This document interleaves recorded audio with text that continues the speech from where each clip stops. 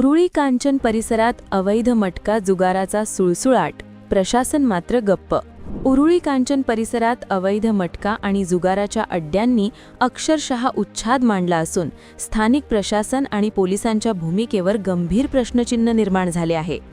दिवसाढवळ्या सुरू असलेल्या या गैरकृत्यांकडे संबंधित यंत्रणा जाणीवपूर्वक दुर्लक्ष करत असल्याचा आरोप नागरिकांकडून होत आहे.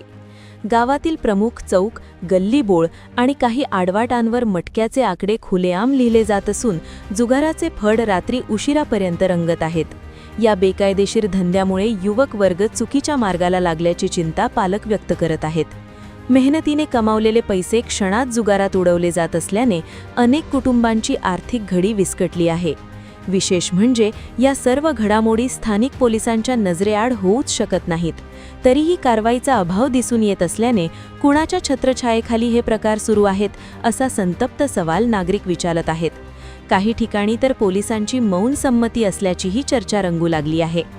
सामाजिक संघटनांनी यापूर्वी अनेकदा निवेदने देऊन कठोर कारवाईची मागणी केली होती.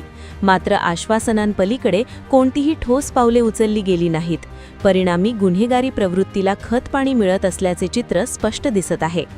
उरुळी कांचन सारख्या वाढत्या परिसरात अशा बेकायदेशीर धंद्यांना आळा बसला नाही तर कायदा सुव्यवस्थेचा प्रश्न गंभीर होण्याची भीती व्यक्त केली जात आहे.